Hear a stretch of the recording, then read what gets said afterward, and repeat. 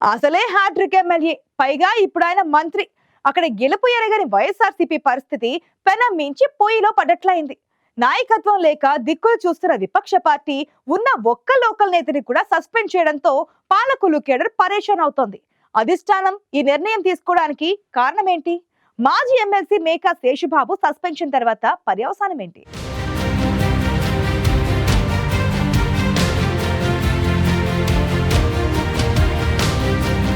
ఏపీలో ఓవైపు ఘోర ఓటమి, తర్వాత ఫిరాయింపులు పార్టీని కుంగదీస్తుంటే ఉన్న నేతల్ని కూడా వైసీపీ అధిష్టానం సస్పెండ్ చేస్తుండడం పాలకులలో పార్టీ ఉనికికి ప్రశ్నార్థకమవుతోంది.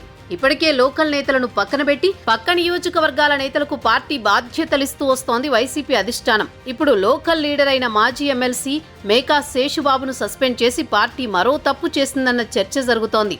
కాంగ్రెస్ హయాంలో జడ్పీ చైర్మన్ గా పనిచేసి ఆ తర్వాత వైసీపీ ఆవిర్భావంతో ఆ పార్టీలో చేరి స్థానిక సంస్థల ఎమ్మెల్సీగా గెలిచిన మేకా శేషుబాబును సస్పెండ్ చేస్తూ వైసీపీ అధిష్టానం నిర్ణయం తీసుకోవడం హాట్ టాపిక్ గా మారింది.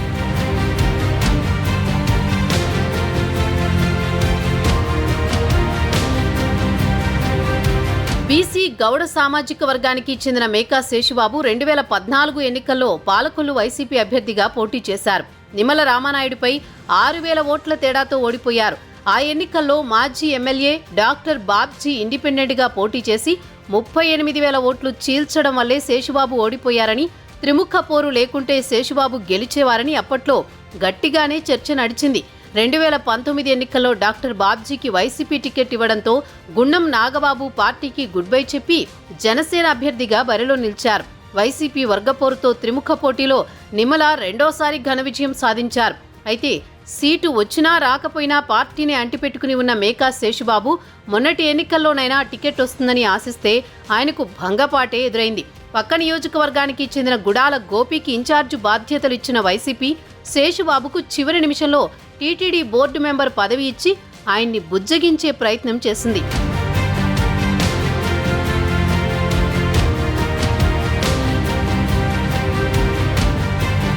గుండం నాగబాబు నుంచి డాక్టర్ బాబ్జీ, కవురు శ్రీనివాస్, గుడాల గోపి ఇలా పాలకొల్లు నియోజకవర్గంలో ఇన్ఛార్జీలను మారుస్తూ వచ్చిన హ్యాట్రిక్ కూటమిని మూటగట్టుకుంది వైసీపీ.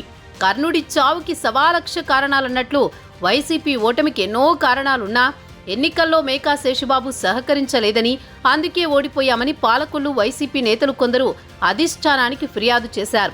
తాడేపల్లిలో ఇటీవల పశ్చిమ గోదావరి జిల్లాలోని వైసీపీ ఇన్ఛార్జీలతో సమావేశం తర్వాత శేషుబాబుపై వేటు వేసింది వైసీపీ అధిష్టానం. దీంతో మాజీ ఎమ్మెల్సీ వర్గం కోపంతో రగిలిపోయింది. పాలకొల్లులో శేషుబాబు కార్యాలయం దగ్గర పార్టీ జెండాలు, ఫ్లెక్సీలు దగ్ధం చేయడంతో పాలకొల్లులో వైసీపీ రోడ్డున పడ్డట్లయింది. బీసీనన్న కారణంతోనే తనను చిన్నచూపు చూశారని శేషుబాబు ఆవేదన వ్యక్తం చేయడం వైసీపీలో అసంతృప్తి జ్వాలలు రగిల్చింది. రాజకీయాలకు పనికిరాని వ్యక్తికి టికెట్ ఇచ్చారని, ఎలక్షన్ ఫండ్ కూడా జేబులో వేసుకుని పార్టీని నాశనం చేసిన వారి మాటలు నమ్మి తనను సస్పెండ్ చేశారంటూ శేషుబాబు చేసిన వ్యాఖ్యలతో వైసీపీలో గుబులు మొదలైంది. ఎలక్షన్ ఫండ్ కాజేసిన వారిని సస్పెండ్ చేయాలని, దళితుణ్ణి చంపి డోర్ డెలివరీ చేసిన వారిని ఎందుకు సస్పెండ్ చేయలేదని మేకా శేషుబాబు చేసిన వ్యాఖ్యలు ఫ్యాన్ పార్టీలో దుమారం రేపుతున్నాయి.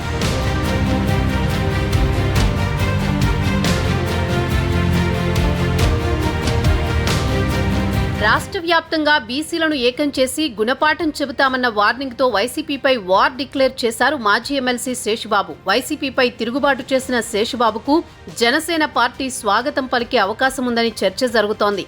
పాలకొల్లులో జనసేనకు బలమైన నాయకుడు లేరు.